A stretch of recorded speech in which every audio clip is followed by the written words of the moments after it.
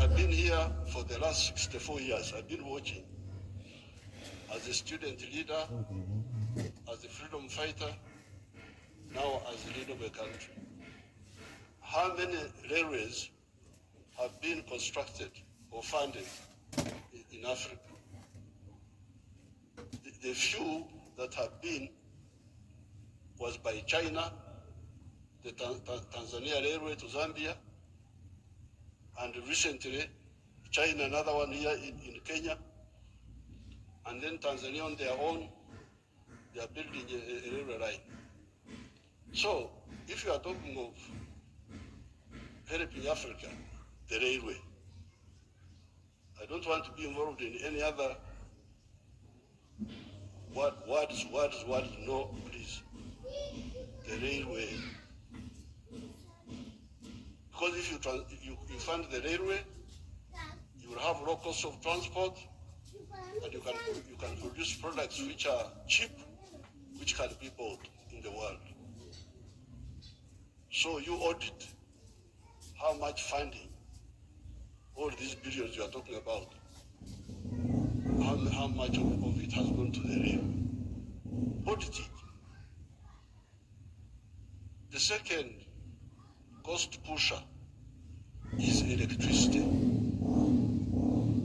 If you don't fund electricity and you talk about sustainable development, what are you talking about? Private sector led growth. Maneno tu. Electricity, we must have low cost electricity, not exceeding 5 cents per kilowatt hour. That's what I insist on in Uganda. I'm tired of all these stories. These neo-colonial civil servants who have been holding us back, I have put my foot down, say I don't want to hear those stories. And Uganda is developing, and it will develop, because I don't entertain that nonsense anymore. Borrowing for what?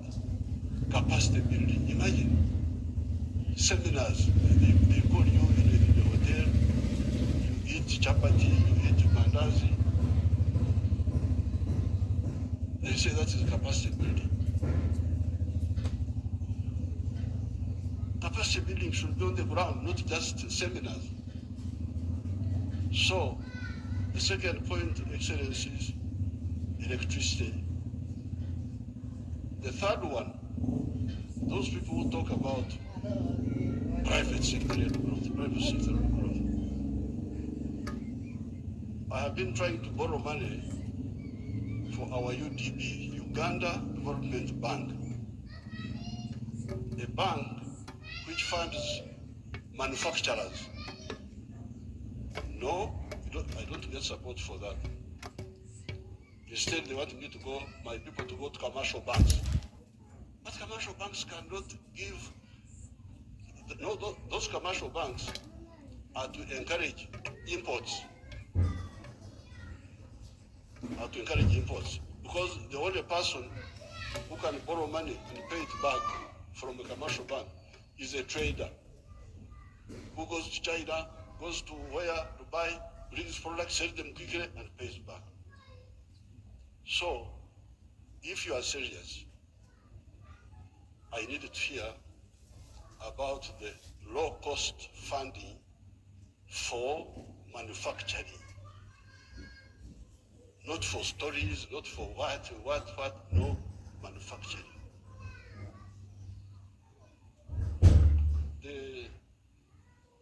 How about funding for irrigation? Because if you want to stabilize agriculture, a country like Uganda is very rich, we've got everything. But still sometimes we get some erraticness in the rain. So in order to stabilize, I've been trying to look for a loan for irrigation. I can't easily get it. Very difficult to get. A loan for seminars, very quick. The civil servants, what?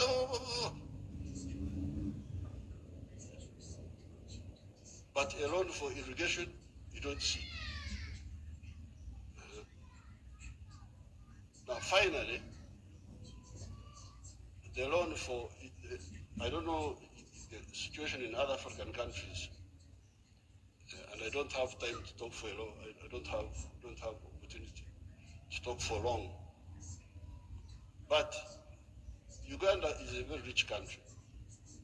But one of the problems we were having was that our people were outside the money economy. They were in what they call subsistence sector. They just produce for eating, produce for eating, produce for eating. Wanashughulikia tumbo tu. So I was looking for money. Please give me money to give coffee seedlings to these fellows who are just producing for the stomach, so that they can produce for the stomach, but also produce for the pocket, so that they join the money economy. You cannot imagine that by 2013, a few years ago, 68% of the homesteads in Uganda were still in the subsistence sector, in the non-money economy. You audit your countries. What is the situation? What is the percentage of the people? So I had now to use my own money because I couldn't borrow money from anybody. The loans are for capacity building for. I don't know. Sometimes they look for ICT, but ICT is a communication system mainly. What are you going to communicate on that communication? How are you? Good morning. And you think that is communication? Why don't you have ICT linked with agriculture, linked with industry? Oh, now the digital. Are you eating computers? Have I seen anybody eating computers? Just running up and down, maneno tu. So I was insisting that all these Ugandans must be in the money economy. 2013, not long ago, 68% of Ugandans were outside the money economy because Uganda is a very rich country. A fool can survive there. In other countries, fools die. But in Uganda, fools can thrive there. They just eat. He stays with his brothers. He eats. He goes from there to the sister. He eats. He's not earning anything, but he's eating. So we said, no, everybody must be involved in the money economy. We couldn't get any support for that. But we funded it ourselves. Each year, we spend about $300 million of our own to make these villagers join the money economy by producing for the stomach, but also for the pocket. And from 2013, I was now told that for the first time, 61% of the people are in the money economy of the homesteads. It is only 39% that are still out. You imagine those are still there, just eating, no money. So therefore, this meeting is, then you get your neo-colonial civil servants. They talk of import support. Imagine there is money for import support. Import support. The governor writes to me, reports, we have got import cover for so many months.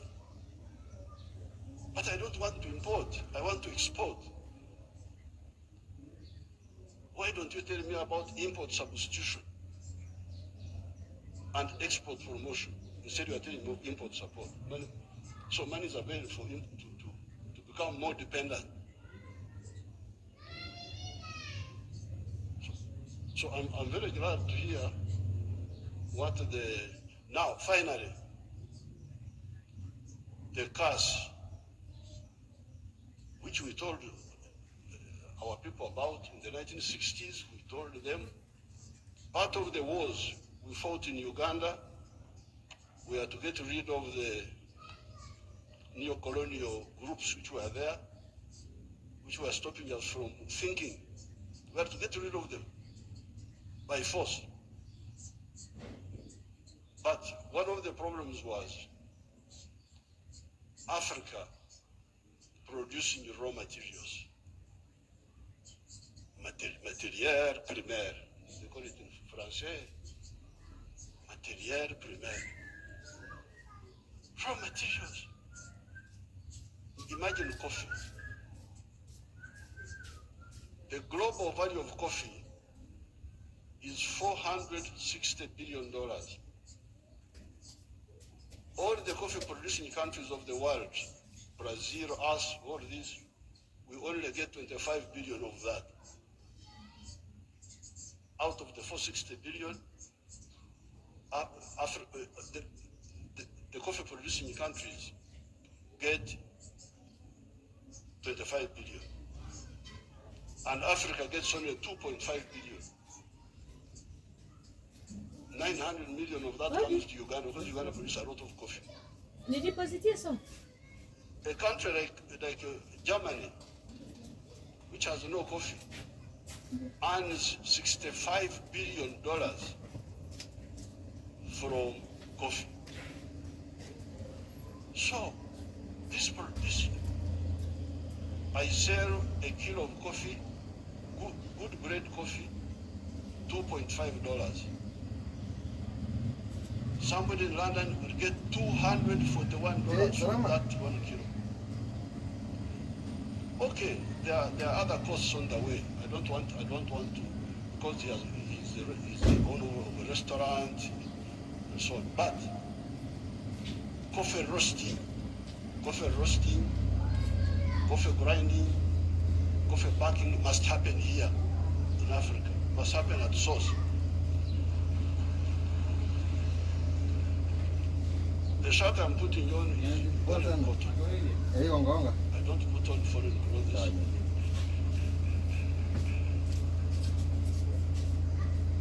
It's only the trousers I'm putting on because I can't go naked. Because they have not solved that problem for me. So, if you look at cotton, how many job levels are there? Job levels. You grow the cotton. Okay, that one we do. Those jobs we do.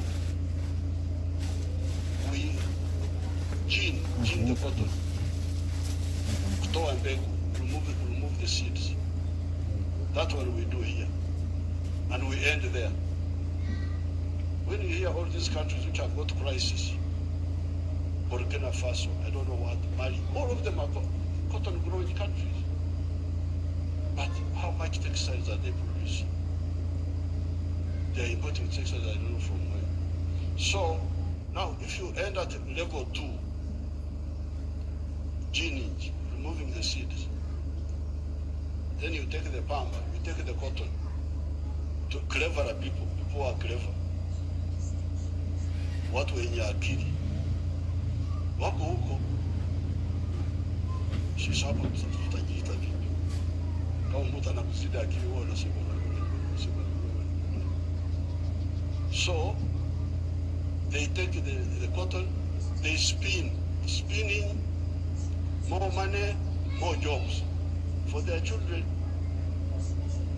They weave, more money, more jobs for their children. They put the print, more money, more jobs for their children. I looked at the figures. Uganda consumes 276 million meters of textiles each year. And that wonderful country of yours spends $880 million on clothes. Some of them dead people's clothes from Europe. When people die, their clothes they are sent to Africa. And we spend 800. All the money we earn from coffee goes back to bring dead people's clothes. But we have got one factory there called Nightil. It produces 25 million liters, million meters. So in order to clothe our people in Uganda without importing, we need about 11 factories like the one of Nightil. And they would employ about 20,000 people. So and we would save $880 million, which we are just giving to other people. So this Ida, what did you say about the modern slavery of the Africans, of producing raw materials? In one of our documents in Addis Ababa, we had talked of Africa producing what it does not consume and consuming what it does not produce. They had put that as a summary in one of the documents of the African Union. We must get rid of the production of raw. I banned the export of minerals from Uganda and processed. I banned them. Then the agents were going in the corridors, what Mufaji, no mineral will come from Uganda if it's not processed. You wait until I go away, you can steal the minerals, but not now. I banned this export of unprocessed minerals in 2012. My young brother, His Excellency Ruto, I forgave him and gave him some little iron ore for I think 2 or 3 years, because I've got a lot of iron ore, one of the best in the world. I told him, His Excellency Ruto's man, Muindi wa hapa Kenya, you come and build the steel factory in Uganda at the iron ore. Oh, yeah. I've already built in Mombasa. So I said, okay, because of my young friend, I give you some iron ore for 2 or 3 years. But come and put the factory here. Now you can imagine Akiria, Watuwenu, my civil servants. An Indian wanted to take that iron ore to India. Imagine. Iron ore in our language is called obtare, but it is soil, black soil. If you see it, it is soil. To take that to India and do what? Pay your wonderful people $47 per ton. Our iron ore is the purest in the world. It is 70% pure. So you need like 1.5 tons to make a ton of steel. Now, a ton of steel costs $700. Somebody gives you $47 on your wealth, the wealth of your people, and he gets $700 from you. And all the jobs. Your children have no jobs. Watoto wahini wanafanya wapata kazi. I can't be part of that treachery. So I banned. There will be no export of unprocessed minerals from Uganda. So there's no business. What do you mean there's no business? So when I banned them, they are flocking in now. They have opened 7 gold refineries. 7 gold refineries. They are there. Because I banned. The other day I was opening a tin refineries. You can imagine this teen, and that Suru Samia may know where we were, the power station, both sides, the Uganda side and the Tanzanian side. That is all teen. But all this time, imagine since the British were here, they were taking, walikuwa wanachukua mawe tu, stones, because tin in nature is a stone, looks like a stone. So they take that, and they give my people $11 per kilo. And they take it to cleverer people. For the cleverer people, they get $32. What? My people got 11, those people get $32. And all the jobs. So when I was opening the factory, I was asking the refinery, I was asking them, this boy who opened the factory is a Canadian. I was asking them, huyu Mkanada ameleta umeme wake. Has this Canadian brought his own electricity? No. Anatumia umeme wa kwetu. Ameleta maji yake ya factory? No. Anatumia maji yetu. Internet anatumia ya nani? Ya kwetu. So, out of the $32, much of that money will remain in Uganda. Pay for the raw material, pay for the electricity, pay for the water, all that remains in Uganda. So, what does, first of all, my African brothers and sisters say about this hemorrhage of Africa? Hemorrhage. Echukurukuto, call it in Uganda. This hemorrhage must stop. The crisis you see in these countries is because of stagnation of the last 60 years since independence. The population is increasing, the economies are not increasing. What do you expect? So with these few words, Your Excellencies, what do I say? Merci beaucoup.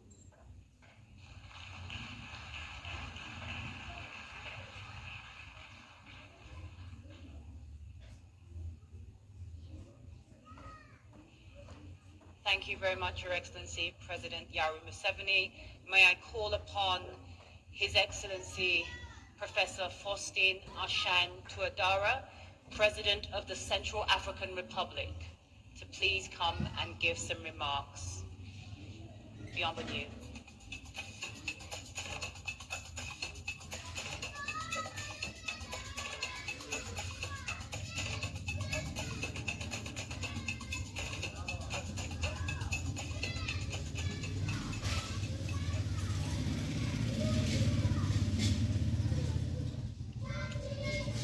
Excellence, Dr. William Samuel Ruto, président de la République du Kenya, très chers frères, Excellences, Mesdames et Messieurs les chefs d'État et de gouvernement, Monsieur le Président du groupe de la Banque mondiale, distingués personnels, Mesdames et Messieurs, permettez-moi à l'entame de mes propos d'adresser à notre frère, son Excellent Dr. William Samuel Ruto, Président de la République du Kenya, President of the Republic of Kenya, the Kenyan people.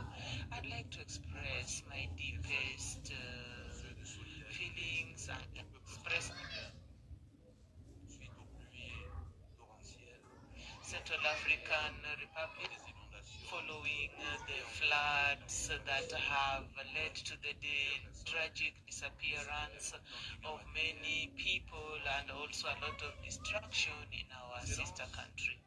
Your Excellencies, ladies and gentlemen, I take to the stage now, representing my country, the Central African Republic, this occasion of this summit or Heads of State Summit, Summit of the Heads of State and Government in the ambitious reconstruction of resources of the AIDA 21 for Africa. Allow me to also express our deep gratitude towards my father, Dr. Samoei Ruto, and the Kenyan people for the organization, the successful organization of this summit, and also the welcome, the brotherly welcome, very warm, which I have known since our arrival in this really dynamic town of Nairobi.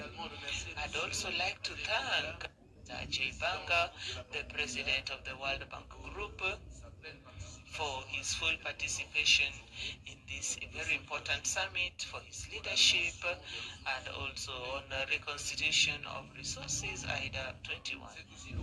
It is also the moment to express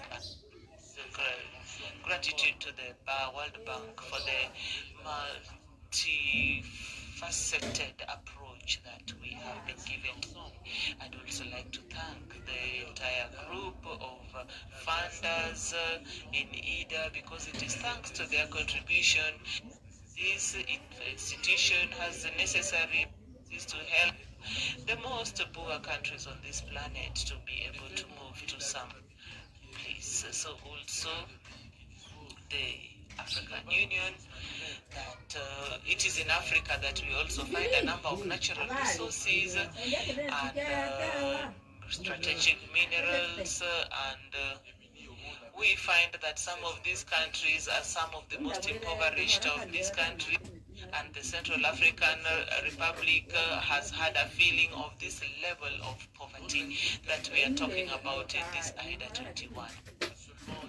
So we talk about 0.8 percentage growth, which means that a child who was born before the pandemic will only realize 28% of his potential if he has received any education and other services. In 2021, about a larger percentage had achieved basic sanitation, but we also had 80% who had no access to electricity or internet. 2017, according to the United Nations. So in the 2024, 40% of Central Africans do not eat a food. So we are told that there are millions of people, that is about 46% of the population, are living in extreme vulnerability in this 2024, which needs urgent humanitarian action. Now, in such a very difficult national context, exacerbated by the consequences of the COVID-19 pandemic and also tensions at international level, the contributions of the World Group to fight against poverty and also the promotion of socio-economic development are essential, if not vital. In fact, IDA 21 had already borrowed $370 million, already showing its importance in our quest for reducing poverty. So this kind of for the construction of a solar park near the capital in Bangui to supply electricity to 250 60,000 habitants. So we appreciate support communities that are displaced, also reaching out to vulnerable households. And when you're talking about $40,000 for each person, allows us to come up, support them to come up with income generating activities and continue with education. The project, the support project, and the health sector allowed us to open clinics that are open to millions or a million people with about 362,000 prenatal visits, and where people can also receive psychosocial support, especially where there has been gender-based violence in the districts.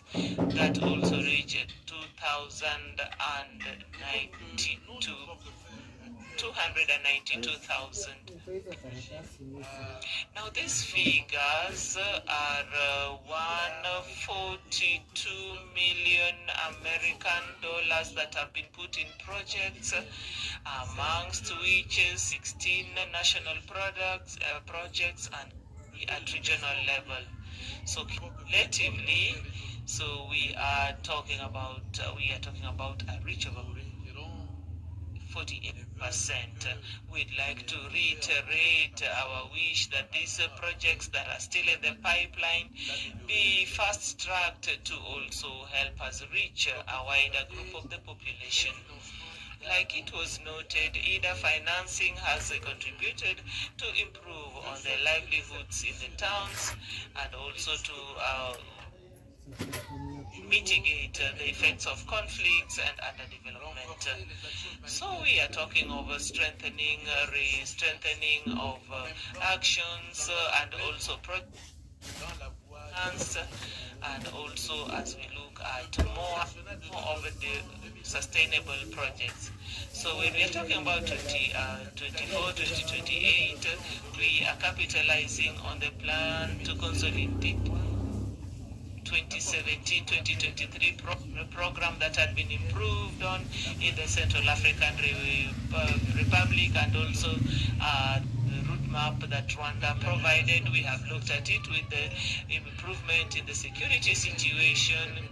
The new program allows us to move from humanitarian actions to development and also accelerate the economic growth, reduce poverty, and also improve on the well-being of our population, which is young. Our vision as we look at 2028 is to construct, we have a prosperous Central African Republic which has quality human capital that is resilient and also sustainable, and where to have projects that are sustained, that inclusive, and are open to governance. So EIDA 21 to us looks like an historic opportunity for our growth and our development. In order to make use of the potential opportunities that could open up and also the implementation of the PND, our priorities consist of investing in human capital and also put up roads, digitalization, and also intelligence, and also other projects that also take into account climate changes and also reduce the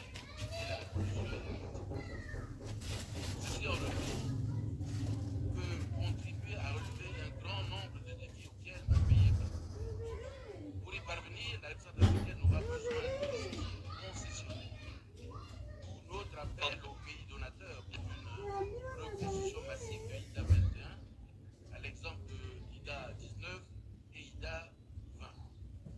Dans un contexte de la réfraction des ressources financières à l'international et des lenteurs observées dans l'exécution des compensations de la finance climat en faveur des pays particulièrement vulnérables. Je saisis donc cette occasion pour saluer la simplification des procédures de l'IDA, qui vise à rendre les options de financement plus simples, plus accessibles, plus rapides, afin d'avoir un meilleur impact à plus grande échelle et plus grande vitesse. Yeah. At a greater speed. I'd like to end and reminding us that IDA is a partnership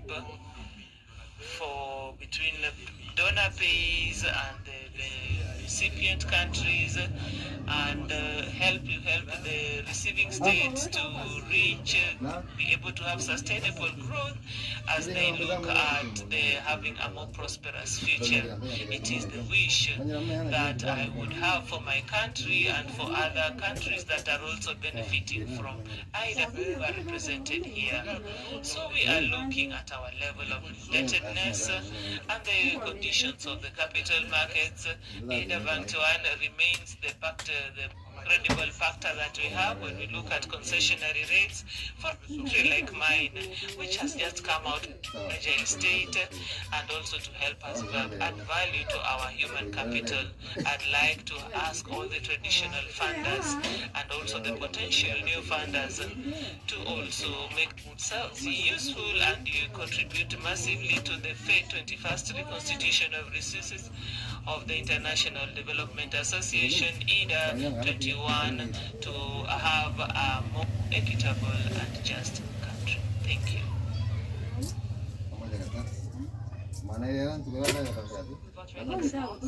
I would now like to welcome His Excellency Mr. Azali Assoumani, President of the Union of the Comoros, to the stage. You're welcome, Your Excellency. Excellence,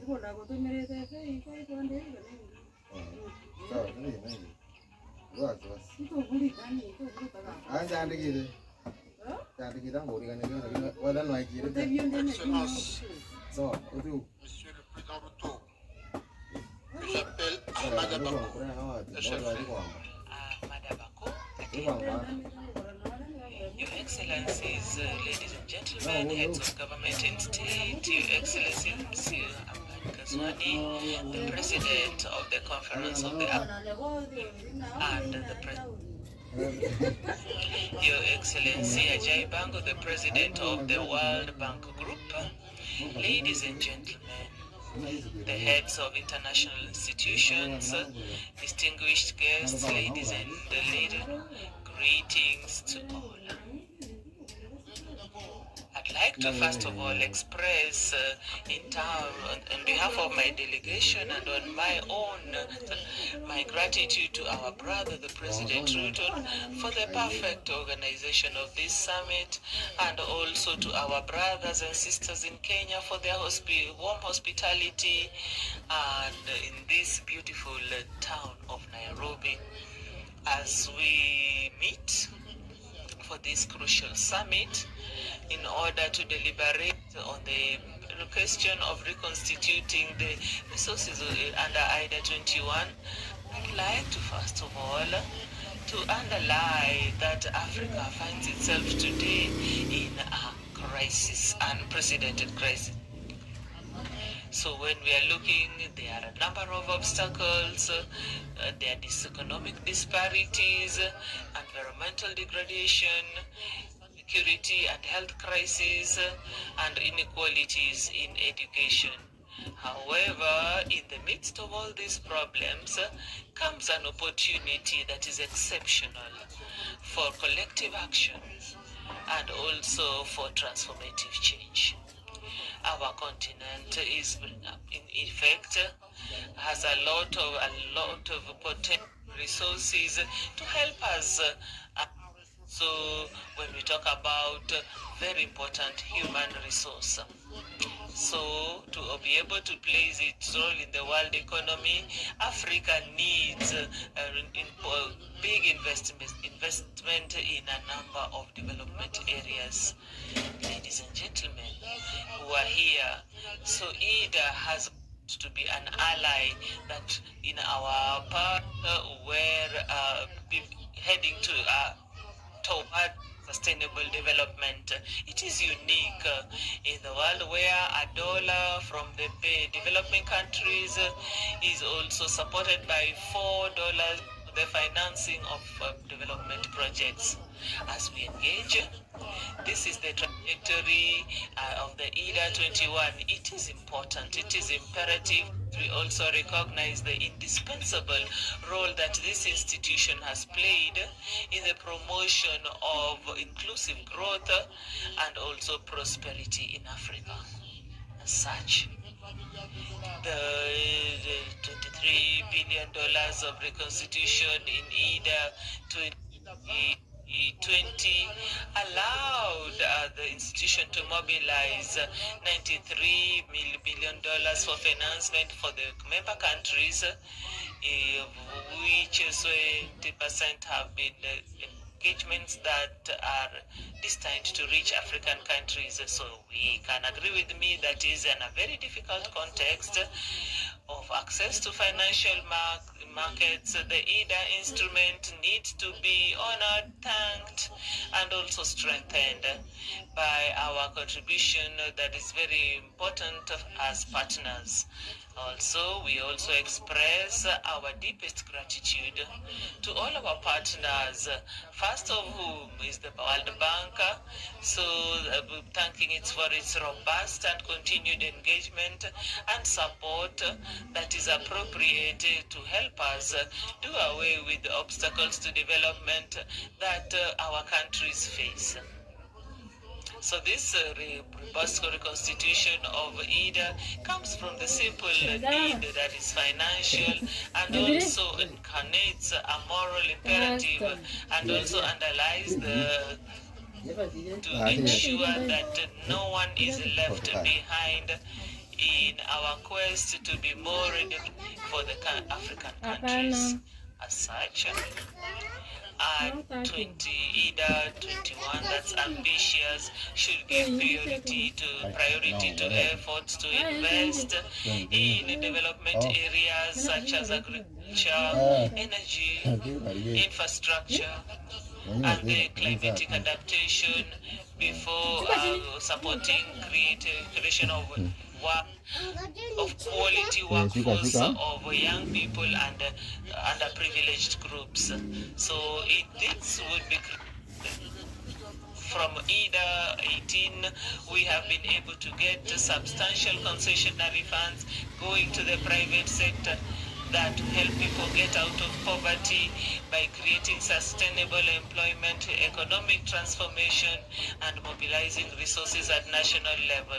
Since its creation, so $4 billion of funds have allowed more than $20 billion of investment to the sector, private sector supported in 47 countries. This has also favored the introduction of new financial resources for development in the eligible countries, also helping to reduce when in the domains of the that the private sector has chosen to invest in.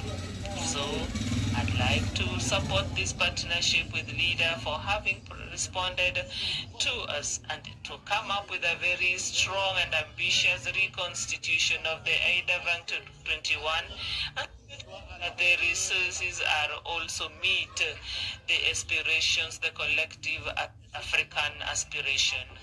And in addition to the contributions of our partners, we cannot underestimate the transformative power of technology and cooperation and regional cooperation. So when towards the realization of this SDGs for our economies. Allow me also to underline the importance of accepting the AIDA 21 with as a task that we take with determination, conscious of the importance, responsibility that we have in common. So we need to come to also support this resolution as we look forward to a better future for Africa, because it is only when we have access to this that we can also achieve the Africa that we all dream of collectively. Your Excellencies, ladies and gentlemen, and I wish to support to underline the situation that island states such as Comoros are facing.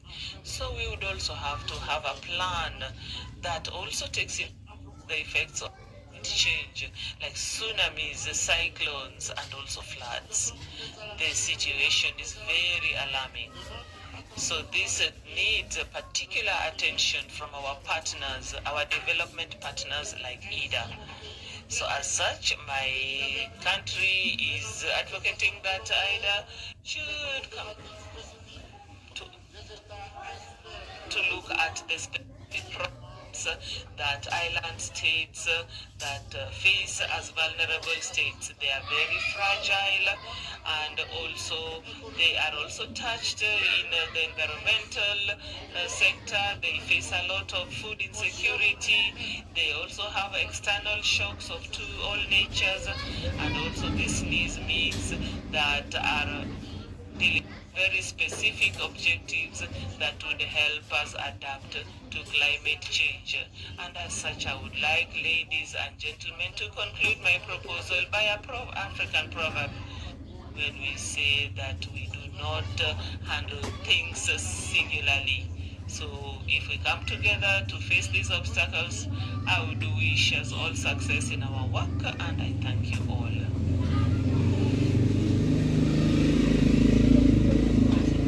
If I please may invite the President of the Republic of Ghana, His Excellency Nana Addo. Your Excellency, if you could use the podium. Your Excellency, if you could use this podium. Thank you very much.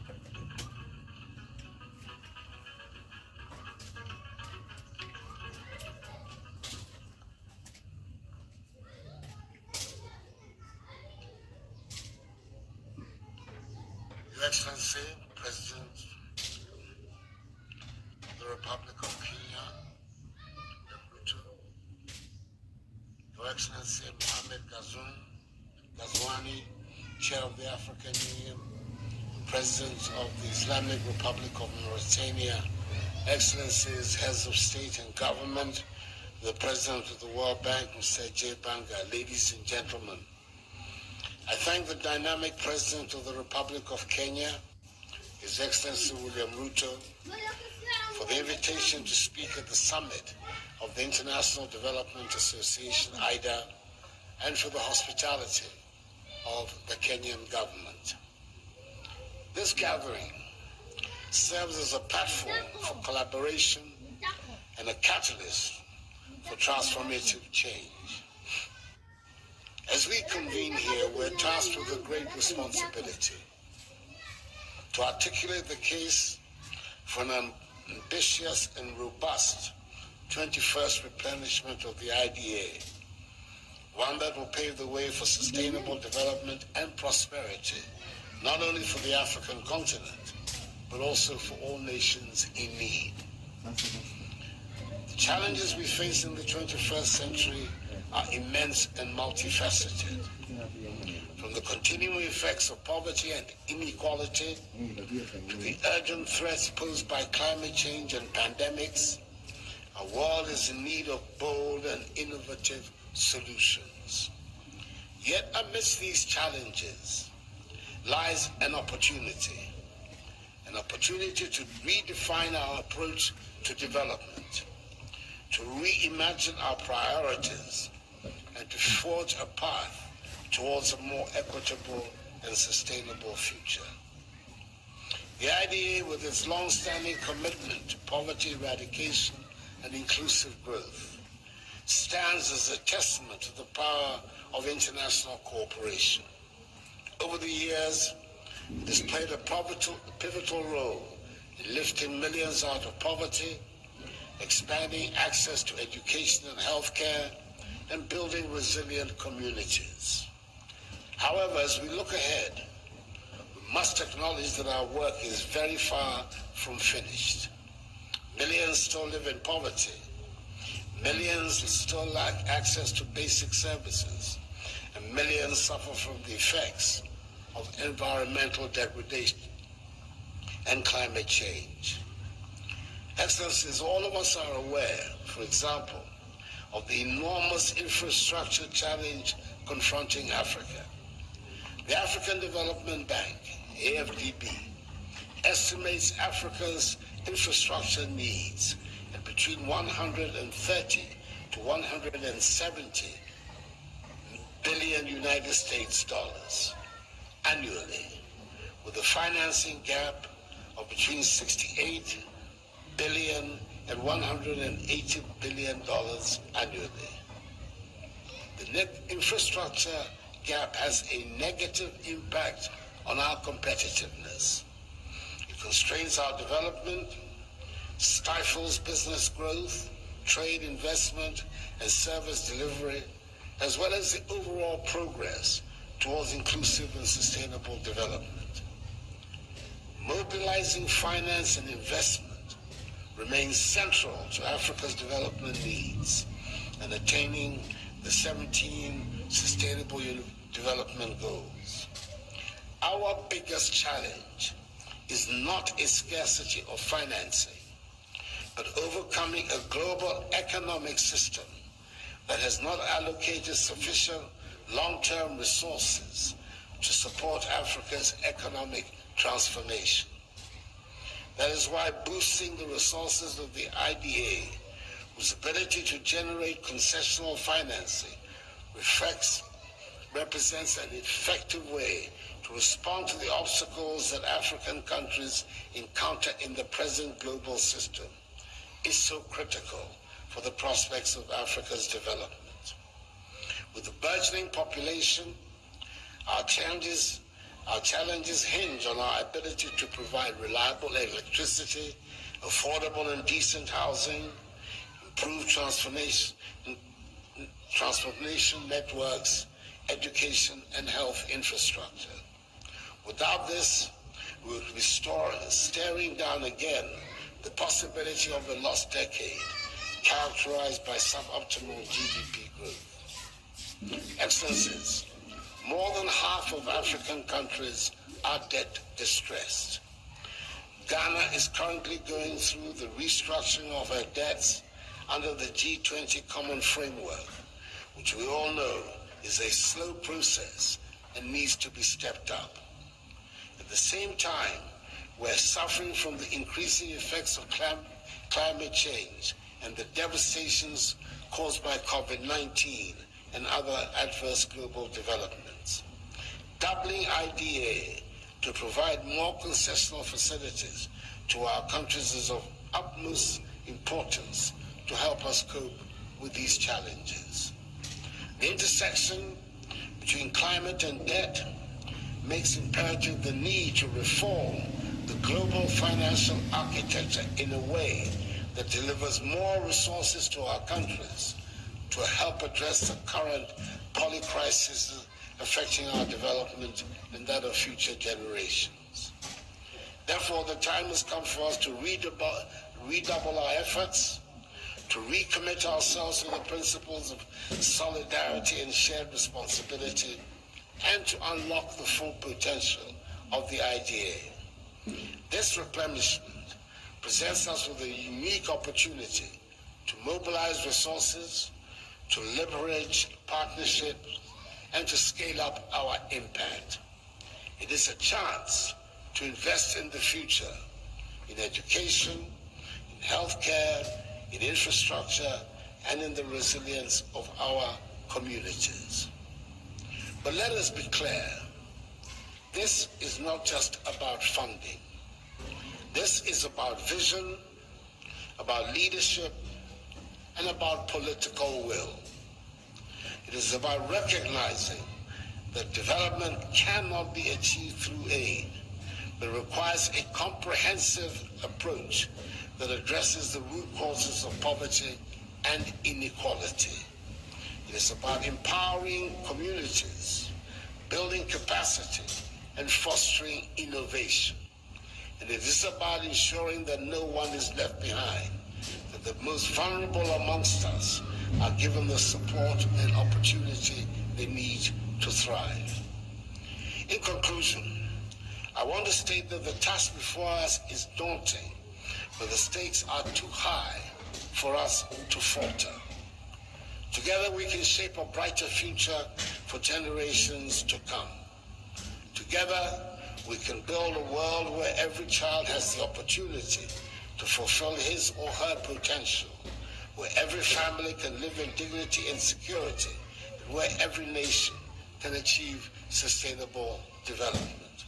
Let us seize this moment, let us rise to the challenge, and let us make history. I thank you for your attention. Thank you, Your Excellency. Allow me to call on the President of the Federal Republic of Somalia, His Excellency Hassan Sheikh Mohammed.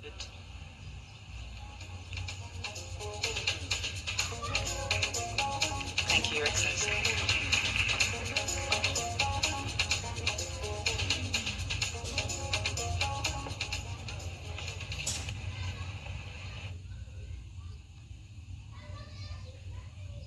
Good morning, Your Excellencies.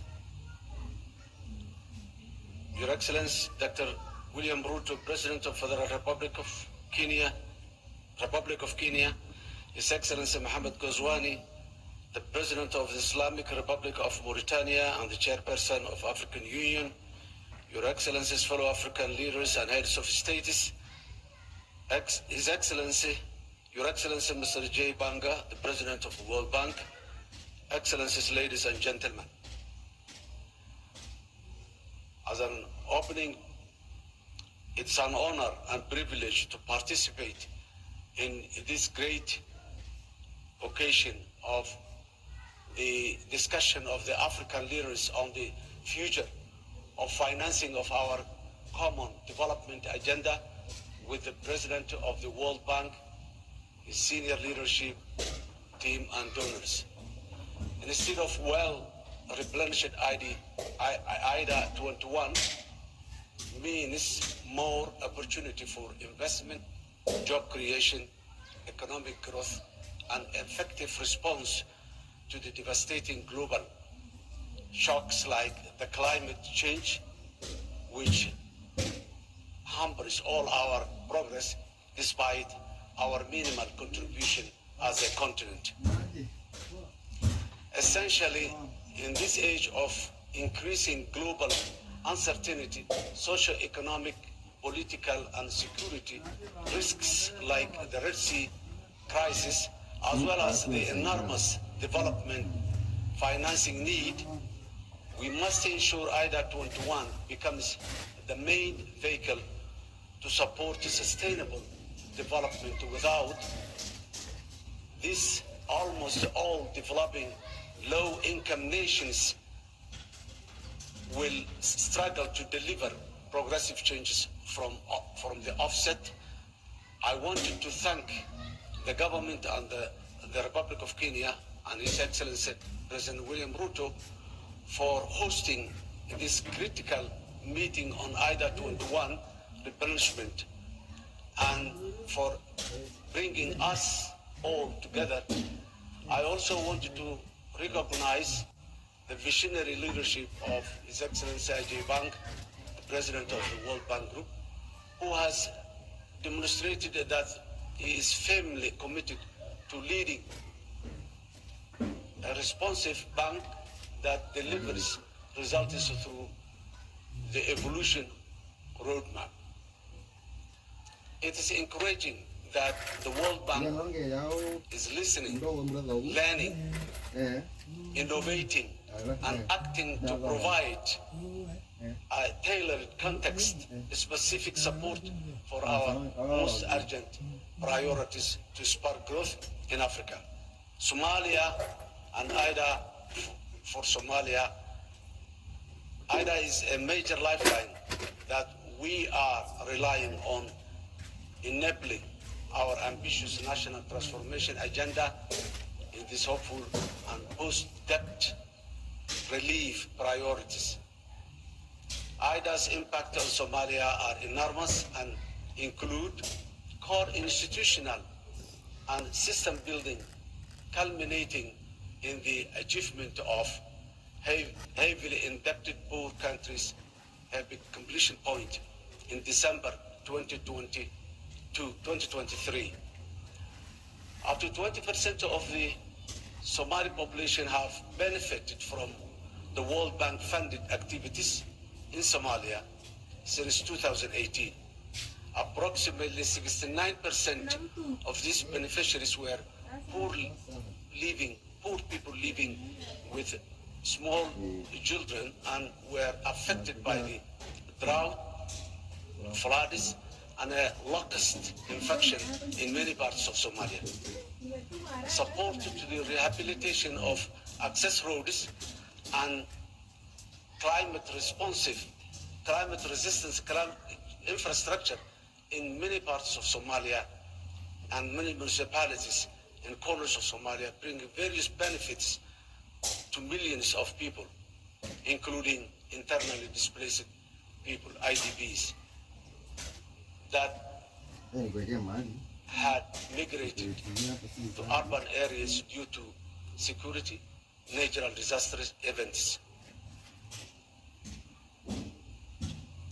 Provision of effective livelihoods and life-saving assistance to our citizens throughout the triple crisis of climate shocks, locust infestation, and COVID-19 pandemic. Essentially, IDA in Somalia has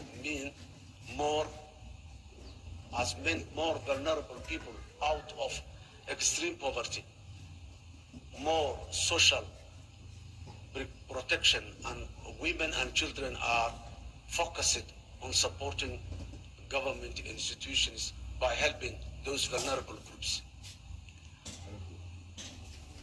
Despite our successful decade, long economic reforms to achieve debt relief throughout the highly indebted poor countries initiative, HIPC, we remain among most fragile states in the African continent and the world. Without doubt, Somalia has come a very long way from where we were on a decade ago in terms of macroeconomic stability and socio-economic development. We also have exciting and empowering plans to keep the reform momentum going on, to lock in the vital gains we have made and build on them for a transformative change. However, these efforts require resources. Accordingly, we require the upcoming IDA 21 replenishment to be of the scale and ambition that will help shift the situation from fragility to resilience and growth in Somalia. And this can only happen through greater investment in human capital, infrastructure, social protection, job creation, increasing affordable energy access, and building resilience to the disastrous and disproportionate impact of recurrent and cyclical climate emergencies in my country through IDA 2021. Excellencies, ladies and gentlemen, as a government, we are truly committed to build on the economic reform gains from the debt relief process by the future. Further enhancing domestic revenue, mobilization, and strengthening public and financial management, debt management, and deepening financial sector development in Somalia. We are cognizant that the most reliable income for the nation is what it collects from its citizens and investors to reinvest priorities and the public service needs accordingly. With a focus on clear laws and more efficient and effective tax administration, we are steadily growing domestic revenues. Excellencies, ladies and gentlemen, I would like to conclude that IDA is a tool that helps Africa to progress, and in particular Somalia to move forward as fast as we can. Adjustments, tolerances, and flexibility is what is required in the years to come to benefit from the IDA resources. Again, I would like to thank the government and the people of Kenya for providing us this opportunity to discuss about the future of our nation's economic development. I thank you.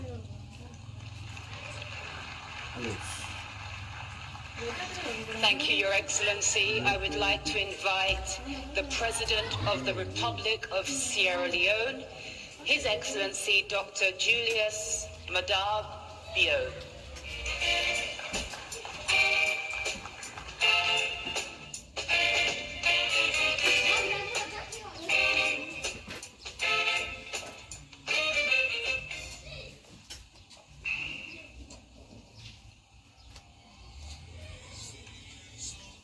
Thank you very much, Madam Moderator.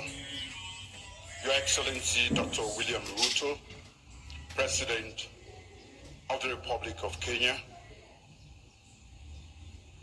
the African Union Chairperson and President of the Republic of the Islamic Republic of Mauritania, His Excellency Mohammed Ould Sheikh Al Ghazouani,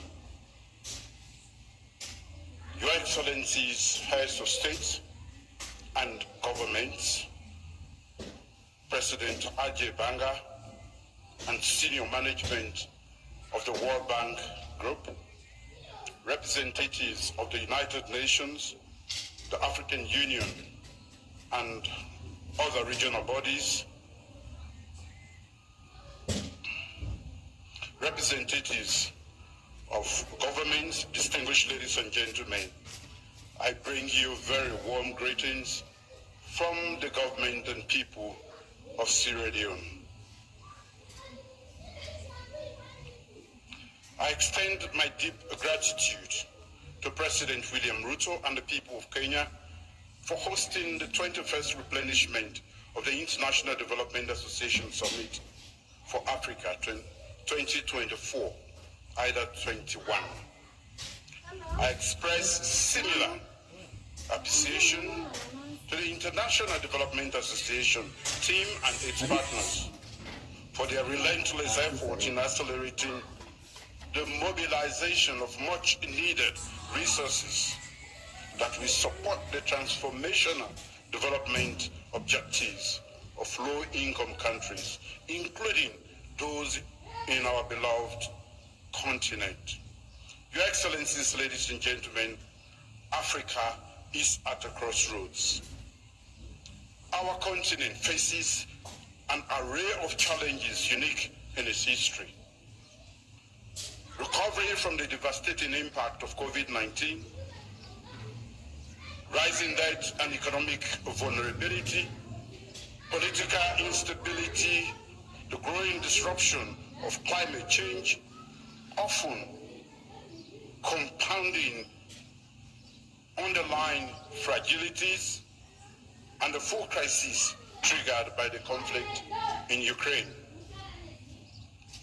According to the Sustainable Development Goal Report 2023, if the current trends persist, about 7% of the world's population, which is 575 million, will remain in extreme poverty, with most of them being in sub-Saharan Africa. Many governments in Africa are making huge strides to advance sustainable development and alleviate extreme poverty in their countries, in alignment with targets set out in the African Union Agenda 2063 and the United Nations Sustainable Development Goals, SDGs. However, with 6 short years left to achieve the SDGs, most of our countries are not on track to meet the targets. Under current circumstances, a business as usual approach to Africa's development is not going to work. We need a change in our approach.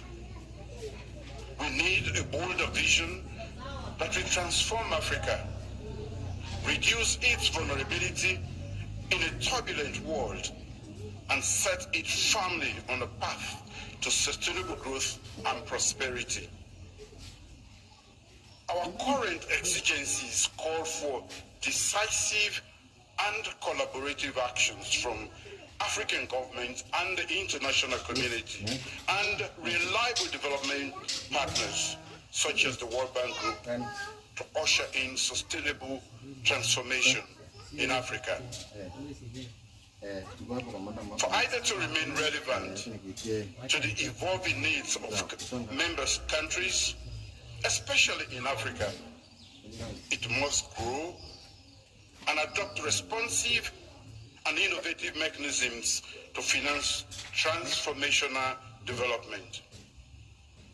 Our collective aspiration to accelerate development in Africa by providing sustainable financing from either 21 replenishment remains a critical milestone that must be achieved with resounding success.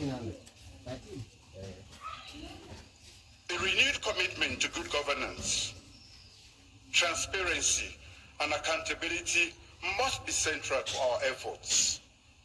These are the cornerstones upon which we can build resilient institutions and foster an environment conducive to investment, innovation, and economic growth. Therefore, Sierra Leone unreservedly endorses the Nairobi IDA communique and looks forward to working with recipient African nations to advocate for a mega 21st IDA replenishment. The communique reflects our vision to ensure prosperity of Africans and particularly safeguard the aspirations of Agenda 2063 and the SDGs, which aim to end poverty, protect the planet, and ensure that by 2030 all people enjoy peace and prosperity. Today, as we present the IDA Nairobi communique, we are optimistic that the provision of additional resources would support our vision for a climate-smart, resilient, and integrated Africa. The IDA 21 resources should help our countries expand quality, sustainable, climate-smart infrastructure investment in agriculture, energy, transport, water, and sanitation, healthcare infrastructure, and other sectors. Your Excellencies, ladies and gentlemen, Africa is key to global growth, security, and ending poverty in a livable planet. Despite the many threats our nations face, there are also real opportunities on the continent. Our natural resources, youthful population, and rapid growth of African cities and the middle classes have huge potential as they are beckons for investors to search in search of new markets. If Africa is to meet the targets of SDG 8, decent work and economic growth by 2030, we must act now to transform the working age population into productive forces with more decent and inclusive jobs for the youth, especially our women. According to the International Labour Organization, ILO, over 72 million youths in Africa are not in education, training, or employment, and the majority of these are women. The IDA 21 replenishment thus provides a window to increase job creation through scaling up private sector investment, increasing critical and growth sectors, promoting entrepreneurial skills, technology and innovation, and boosting female empowerment. As measured by the World Bank's Human Capital Index, assuming that a child born in sub-Saharan Africa benefits from complete education and full healthcare coverage, he or she is anticipated to realize only 40% of future productivity. The Human Capital Index, this Human Capital Index is 48% for lower income countries and 71% for higher income countries. Clearly, we have more work to do for Africa. Therefore, stronger global cooperation and a commitment to investing in African capital, a human capital, and creating a productive workforce are important ingredients in enabling developing countries to escape the trap of poverty and enhance economic growth and development. As we all strive to prioritize education and skills development, enhance quality health and well-being, and promote social protection policies and coverage, we must do so with a strong desire and will to advocate for increased resources that will make an indelible footprint in our lives for our people. In our collective action for IDA 21 replenishment, we must ensure that women and girls, we must ensure that empowering women and girls is not optional. It is a condition for achieving inclusivity and sustainable development on our continent. We must allocate increased resources for gender mainstreaming in all our development programs. This includes improving women's access to productive resources, strengthening access to quality social services such as education, maternal and childhood, addressing gender-based violence, and advancing women's leadership and representation in decision-making platforms.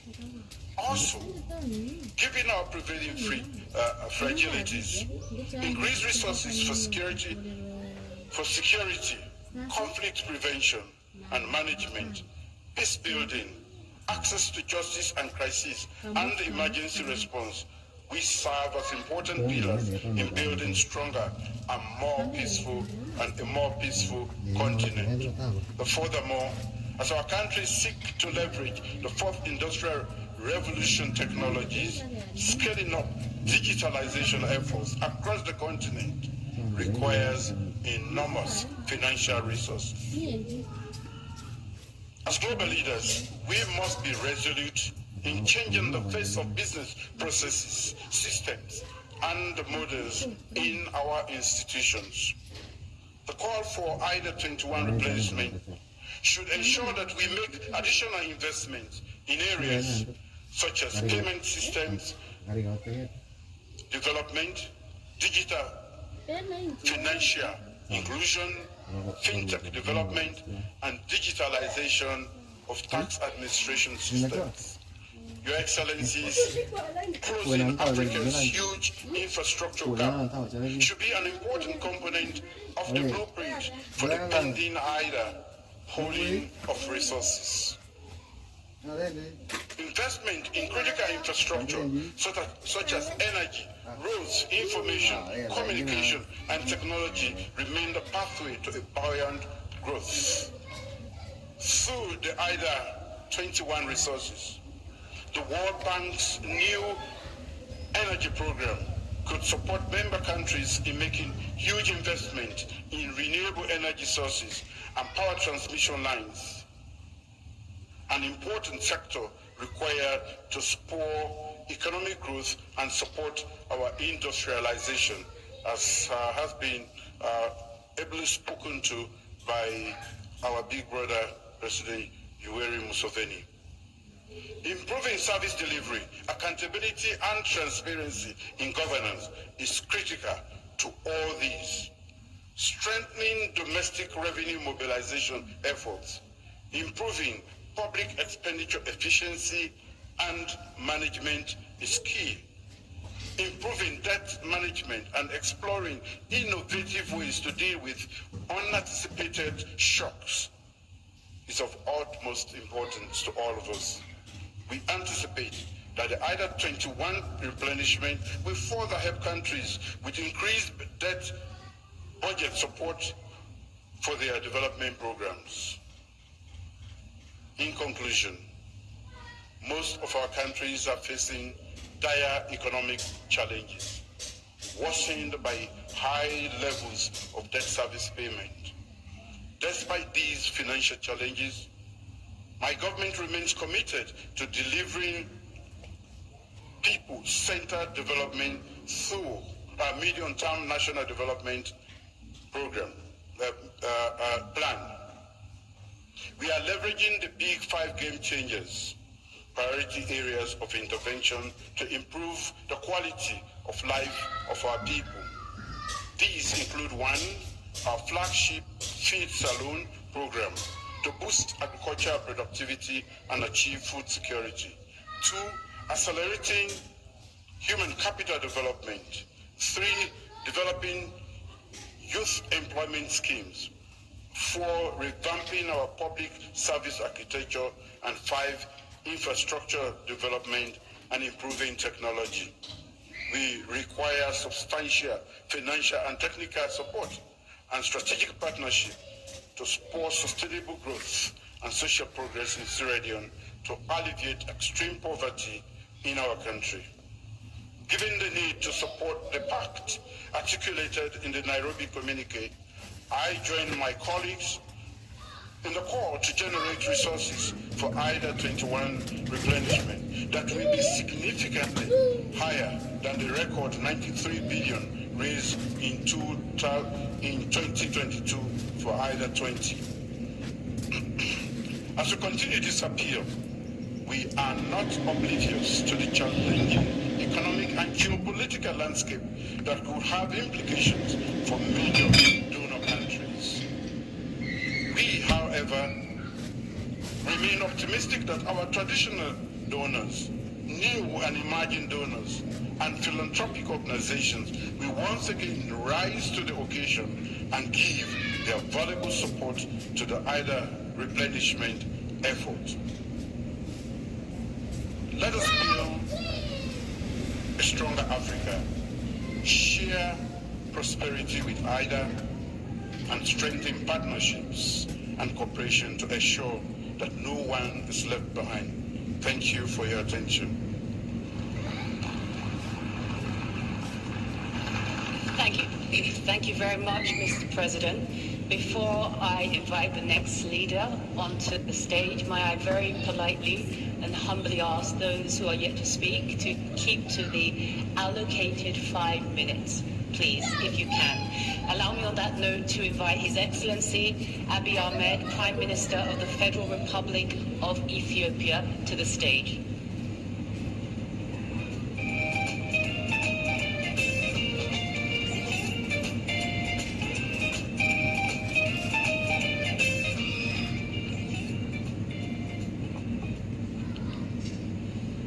Your Excellency, President William Ruto, Your Excellencies, Heads of State and Government, Your Excellency Aja Bangeur Bangu, President, IDA, representatives of other regions, distinguished invited guests, ladies and gentlemen. I would like to begin by thanking our host, my brother, President Ruto. As we gather today, our shared vision for prosperous, equitable, and sustainable future hinges upon our ability to address the pressing challenges faced by countries across the continent, while also harnessing the immense potential of its youth population. Allow me to shed light on the state of affairs in Ethiopia, a nation that has been harnessing resilience in the face of a spectrum of challenges, aggravated by external forces such as climate change, pandemic, geopolitical tension, and the soaring global cost of living. First and foremost, The Ethiopian government has navigated structural macroeconomic reforms amid challenges, focusing our attention on macro-financial stability, productivity enhancement, and favorable investment climate. Second, and central to our collective aspirations for a peaceful continent, we must foster dialogue and reconciliation. In late 2021, Ethiopia formed the National Dialogue Commission to lead inclusive talks, independently tackling ongoing conflicts with wide public involvement. The Commission has thus far had consultative dialogue involving tens of thousands of stakeholders over 2 years. Regional dialogue are eminent, aiming to expand participation further. Third, like many AIDA countries, Ethiopia faces unemployment and a skill gap challenge, with the government prioritizing accessible education to empower citizens while encouraging youth engagement in startups across various fields.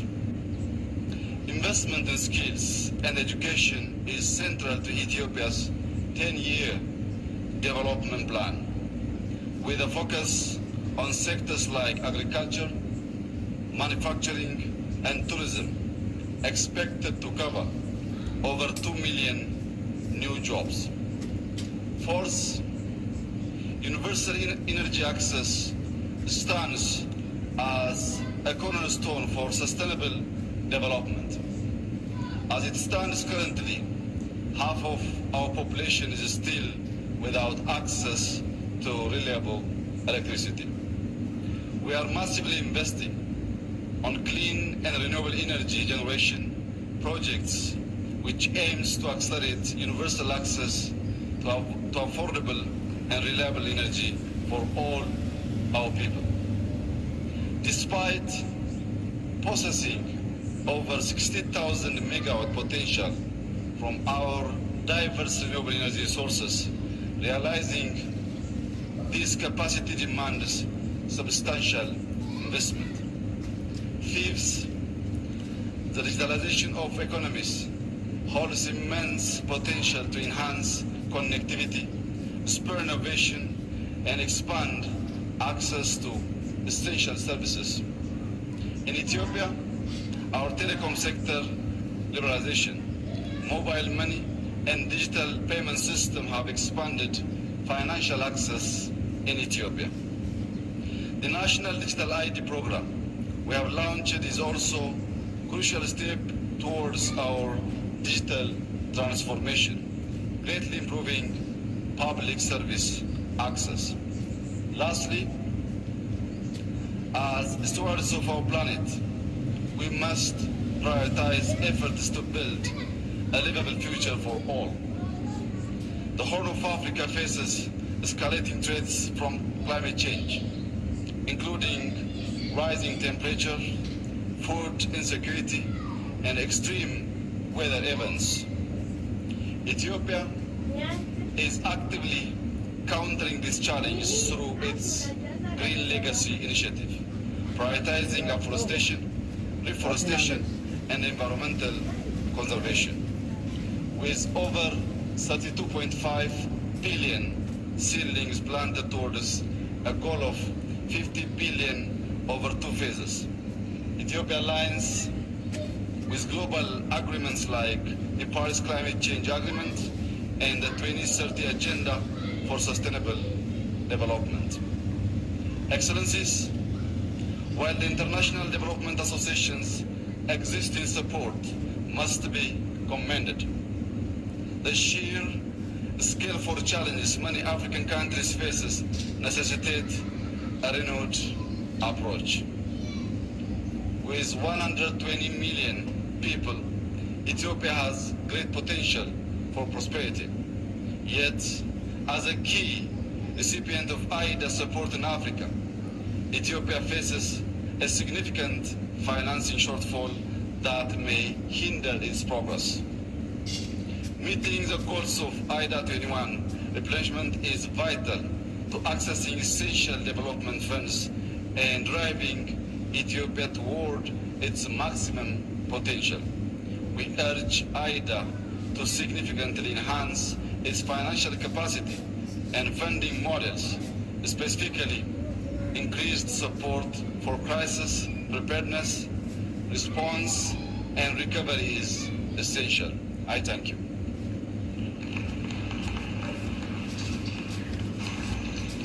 Thank you, Mr. President. I'm very happy and excited to invite to the stage Her Excellency Dr. Samia Suluhu Hassan, President of the United Republic of Tanzania.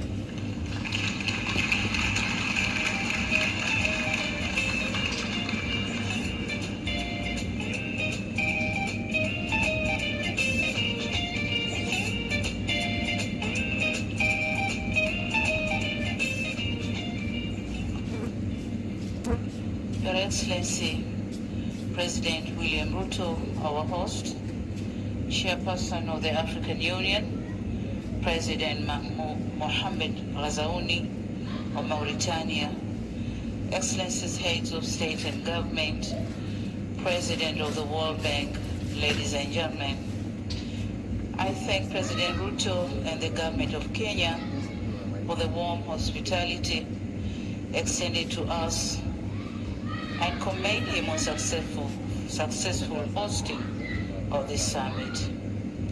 Last December, Tanzania hosted IDA 20 midterm review meeting, which among other things highlighted the impact of IDA financing. In addition, to emphasize the need for an ambitious IDA 21 replenishment, Tanzania reiterated as its appreciation for IDA's collaboration, which has helped to improve maternal and child health indicators, rural electrification rates, access to safe drinking water, and economic recovery more broadly. We believe that it should be a collective effort to highlight both the impactful success stories of IDA and the potential that IDA still has. Indeed, IDA has great potential to help its recipients to leverage resources from other partners. For instance, in Tanzania, we have an infrastructure project in Dar es Salaam called the Msimbazi Basin Development Project, which benefited from World Bank support worth $2 million. Having secured these resources, Tanzania has already been able to leverage an additional $60 million from other partners for this project, which aims at strengthening flood resilience and integrated urban development in our economic hub. Excellencies, in a bid to consolidate and building on the successes obtained during IDA 20, we are pleased to advance this most important dialogue on IDA 21. We are doing so at a time when Africa and the world are still facing the effects of multiple crises. In light of this crisis, coupled with significant shortfalls in development finance and shrinking fiscal space, what is required in going forward are more concessional resources. Moreover, considering the challenges related to present projected debt levels, we strongly believe that IDA 21 should focus more on providing concessional loans, such as the 50-year credit loans. Given the present debt architecture on the continent, these facilities would provide more fiscal space to African countries to address competing development needs. Additionally, In the forthcoming IDA 21 cycle, it is critical that policies are simplified and operational processes are streamlined. This is a matter that has a bearing on the access to development finance, the indirect cost of finance, and the achievement of the development objectives within the planned framework. Excellencies, all what would be discussed during this meeting are underpinned by investment in our human capital, which drives innovation and growth. And this is where my brother President Museveni was talking about. Africa needs transfer of technology and technical know-how. It will be recalled that in July 2023, Tanzania, in collaboration with the World Bank, hosted the African Heads of State Human Capital Summit.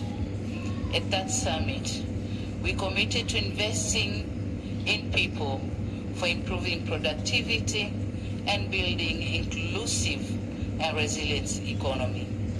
We believe that the commitments highlighted in Dar es Salaam Declaration on Human Capital are relevant and merit IDA's support.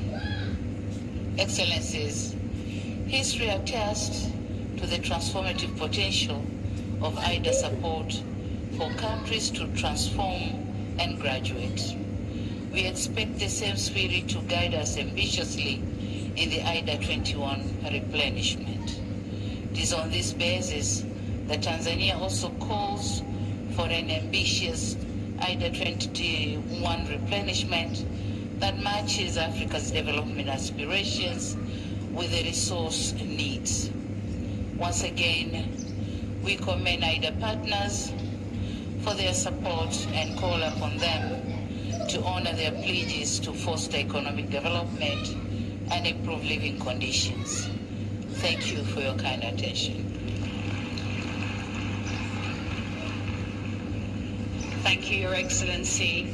Allow me to invite to the stage His Excellency Evariste Ndayishimiye, the President of the Republic of Burundi.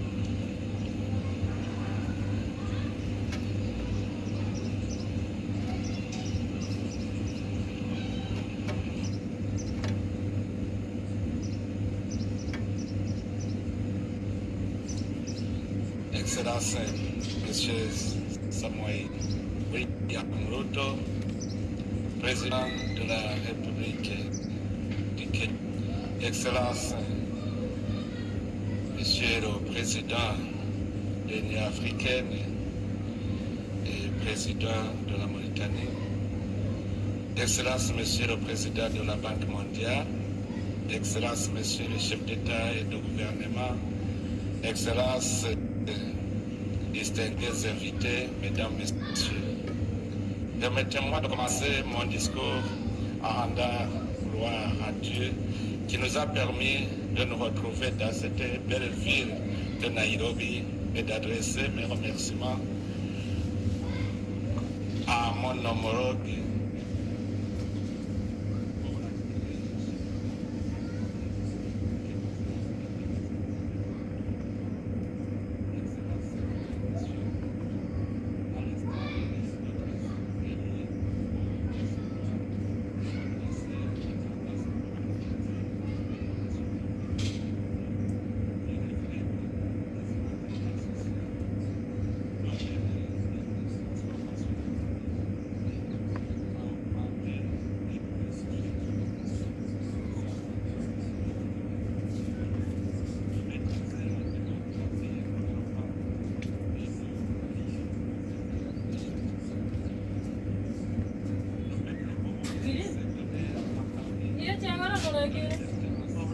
held back by heavily regulated markets, dominant public sector monopolies, and unbalanced trade.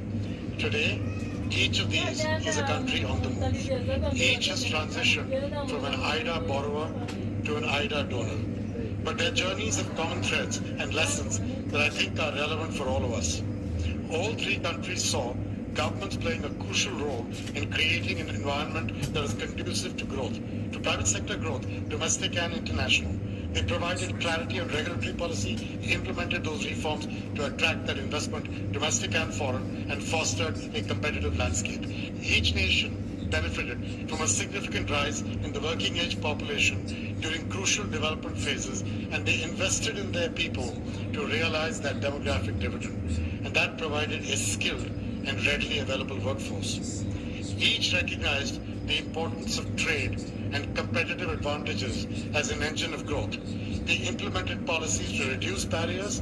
They built strong domestic manufacturing and service sectors, which opened the door to rapid economic expansion. All three utilized IDA for strategic investments in education, in healthcare, in rural development, areas crucial for any developing nation. They are not alone.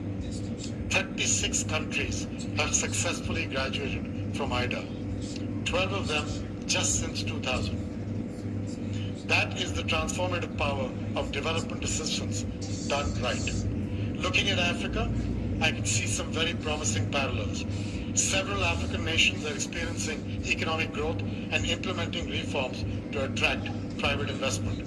Many share a similar demographic trajectory with a projected rise in the working age population. And like these other challenges, Africa's countries also face their issues. Compared to the Asian tigers, private sector investment in Africa remains low.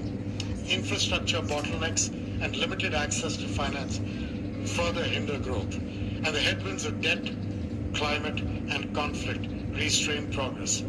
So at this very juncture lies the promise of the kind of development effort that today has brought together government leaders, the international community, and the private sector. We all must be partners in progress. We have a mission-critical role to play, each of us, with governments leading on their own development agendas and IDA as their partner at the core of those strategies. The story of economic development is not a one-size-fits-all approach. But by understanding the journeys of successful nations and applying the lessons learned, Africa can chart its own course towards a much brighter economic future. First, invest in our people. A skilled, educated, healthy workforce, digitally savvy, including women, is the bedrock of any thriving economy. A skilled, educated, healthy workforce, digitally savvy, including women. We need to ensure that every child has access to quality education, from primary school to vocational training and beyond. We must work to make healthcare accessible to them. And to confront that challenge, we're using IDA to support our goal of providing quality, affordable healthcare to 1.5 billion people globally in 5 years. We just announced this in our spring meetings, expanding our work to new communities and broadening the scope of our services to include every stage of a person's life. Second, by building efficient and robust infrastructure. And I'm going to say that does not just mean rail or roads or homes or bridges, but energy and energy infrastructure. I believe access to electricity is a fundamental human right, and I believe it is foundational to any successful development effort. And yet half the population of Africa, 600 million people, lack access to electricity. And that's why at the spring meetings we announced we are working to deliver energy to 300 million Africans by 2030, 250 million with the World Bank Group, 50 million partnering with my friend Aki Nadasena at the African Development Bank. Third, support job-creating, value-added industries like agriculture and logistics, the warehousing and transport of that agriculture as an example, where the private sector could eventually come in to help farmers access new markets, entrepreneurs connect with customers, and young people access information and opportunity. So taking agriculture, it's an area of vast economic potential for Africa, but there are two problems. One, only 6 to 7% of the farmland is irrigated. As I said in a session earlier, 37% is that same number for Asia. Two, Africa has one of the lowest rates of fertilizer usage in the world. That leads to yields that are 1/3 the global average. If we focus our investment in the right fertilizer and the right soil and irrigation, we can responsibly grow crops and grow opportunity. Made in Africa, for Africa, and for the world. That's the objective. So we've discussed 5 main areas where we believe jobs growth and the future of Africa can come from. Energy and the downstream effects of energy, not just generation and distribution, but what it enables. Infrastructure, rail, logistics, warehousing, transport, roads, homes. Third, healthcare. Think of the primary health centers in that 1.5 billion people pledge. They will create jobs for nurses, medical technicians, doctors, PPE manufacturing, medicine manufacturing. And then agribusiness, as I just spoke to. And last but not least, tourism, an area in which Africa has already made some progress, but the opportunities are limitless. The World Bank is committed to playing its part in all of these areas. We will continue to provide financial resources, technical expertise, and policy advice. We commit to work alongside governments to help implement difficult reforms as they pursue them. But we are joined in this endeavor by an army of friends and partners from the private and advocacy sectors. In a few moments, you will hear from leaders of this unique coalition who are taking early action in support of IDA and Africa. They are essential in our push to make sure that governments have the resources and the support that they need to realize the potential we're speaking of. I'm looking forward to joining them again later this year at the big conference in Côte d'Ivoire to support the IDA 21 replenishment. But the ultimate responsibility lies with Africa itself. Its leaders must embrace bold reforms, fight corruption, invest in their people. They must create an environment where creativity flourishes and innovation thrives. The future of Africa is not predetermined. It is a choice between stagnation and progress, despair and hope. Let us choose the path of greatest potential. Let's choose a brighter, more prosperous future for Africa, a future where every child has the opportunity to thrive, and count on the World Bank Group and its people to be by your side, to be the hand on your back. We commit that to you. Thank you very much. Thank you very much, Your Excellency. President of World Bank Group, Ajay Banga. I've been asked to acknowledge the presence of the Vice President of the Federal Republic of Nigeria, Your Excellency, Shetima Kashima. Welcome to Kenya. Let's move swiftly on. As we just heard, IDA is about partnerships, unity, and coalition. IDA 21 provides a window of global opportunity. IDA Coalition brings together a community of partners, all playing their part to work together for a successful IDA 21 replenishment. With that, I would like to invite now the members of the IDA Coalition who are present here today to deliver their remarks. Please allow me to first welcome Ms. Didi Unele, President and CEO of One Campaign. Didi, if you could come to the podium, thank you.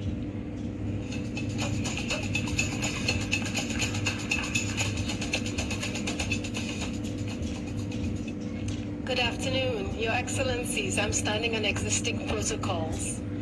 I'm excited to serve as an IDA champion, and we at the One Campaign are committed to serve on the IDA 21 coalition, which brings together civil society, youth, and the private sector with a shared vision for a bold and transformational IDA 21. I first visited Kenya when I was 6 years old in 1981 as a Nigerian tourist with a love for this lush and beautiful country. And every country that I've visited across Africa has shown me the beauty of our continent. Vibrant young people, entrepreneurial culture, children with hope, energy, and courage. So imagine my shock on moving to the United States when I turned 16 to learn that the face of Africa was a hungry child, and that the face of poverty was a female farmer from Africa. This narrative represents the danger of a single story, and one that I've fought for the past 22 years to change as an entrepreneur working across Africa, promoting agribusinesses, youth leadership, economic growth, and trade. In my role as the first African CEO of the One Campaign, a 20-year-old organization, I am committed to building Africa's agency, ensuring that we are speaking with one voice, and working collaboratively to shape the narrative and drive growth. And to bring around the potential to bridge this gap between Africa's poverty story and our wealth creation story. IDA 21 gives us the unique opportunity to do that at scale. IDA 21 is also one of the best buys in development with a long track record of delivering impact. And this financing is critical for enabling our vulnerable African countries in their recovery from current challenges and supporting their development priorities. IDA gets the most out of the balance sheet and allows donors to increase their reach and development impact. Every $1, as we've heard today, in donor funding contributes and generates $3.5 in financing. This is value for money. IDA's support is grounded in countries' needs, their priorities, and performance, putting IDA countries in the driver's seat in shaping their destiny. Such an ownership is critical for durable progress. IDA 21 will be transformative for three main reasons. But first, we have to make those commitments. First, for the World Bank and African presidents, transparency and accountability must become the hallmark of IDA in Africa. This requires clear milestones, robust communication, and consistent citizenship engagement, which will build the much-needed trust that we need for these funds to be used. Our work at the One campaign is grounded on boosting African agency in global decision-making, and we're collaborating with African partners, civil society, to make this a priority. And we're going to be engaging our One activists across the world, especially in our African countries, to join the efforts to hold our governments accountable, to utilize the IDA funding to deliver impact on the ground. Secondly, IDA donors, we need you to step up. We are not we're very clear-eyed about the challenges that you're currently facing, the political headwinds in your country. But we need you to recognize that this is a critical time to partner with Africa. And we need you to increase your commitments by at least 25% so that IDA 21 will meaningfully break the $120 billion mark. Now, Africa's civil society and private sector. IDA is different because civil society and private sector will be there working alongside government and the World Bank to deliver impact. We at One have witnessed at first hand what decision makers can do if we work collaboratively to surmount challenges. We need decisive action, we need resolute leadership, and now is the time to work together to achieve that. I'm more convinced ever before, when I was a 6-year-old child, that we, Africa, must change that narrative. I recognize that as humans, we're often jaded, and some adults in the room say that we've seen it all. But as Africans, we can choose either hope or fear. And I choose hope. In spite of the climate change, the deaths, the economic crisis, the civil unrest, I choose hope, and I enjoy you to join me in choosing hope. I'm more convinced today that because of our collective commitments to transformation, that in our lifetime, we will change the face of Africa from a hungry child to a successful female entrepreneur.